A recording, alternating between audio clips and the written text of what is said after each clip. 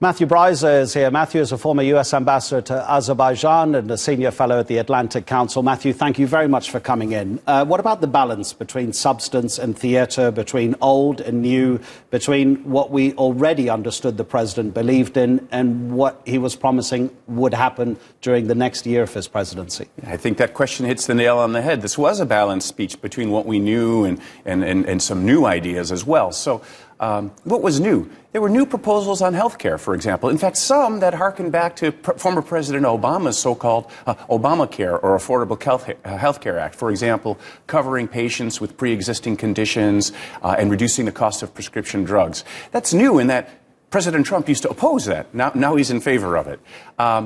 What's new, or in terms of foreign policy, there wasn't anything really new there. What's new is sort of the quieter tone he displayed toward China, for example. He said he highly respects Xi, the leader of China.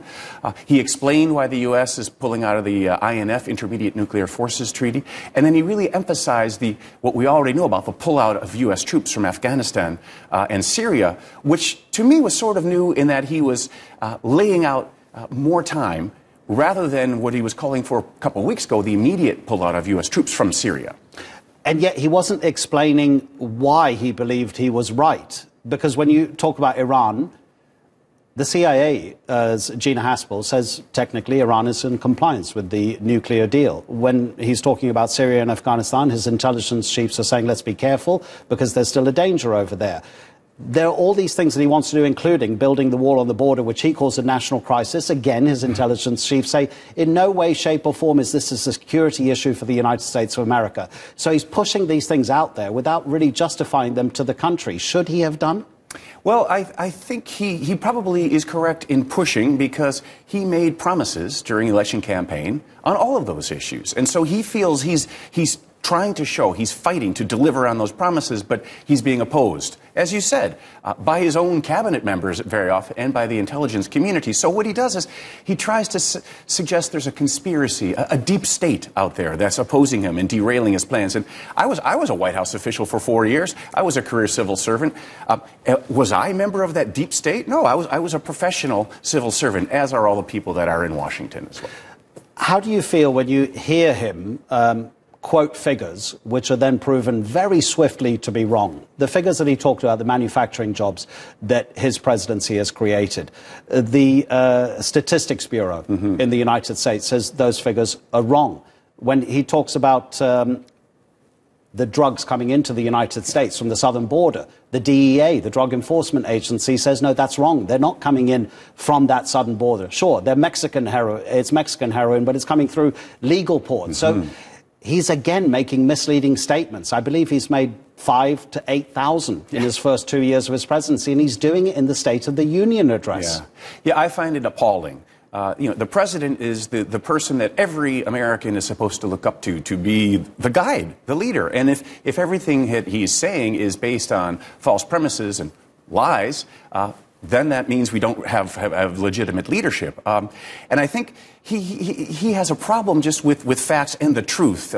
People who work very closely with him, who's known him for years, they say, yeah, he creates his own alternate reality that serves his purpose at any given moment. The fact-checking, however, is a great thing. It's something that all the major news outlets do. They're trying to keep him honest. But I think besides being a personal characteristic of President Trump, this looseness with the truth, it also is a reflection of populism. What is a populist? A populist is a popular leader who provides very simple answers to complex questions. Often the truth is much more complicated than those simple answers, so he has to bend the truth or outright lie.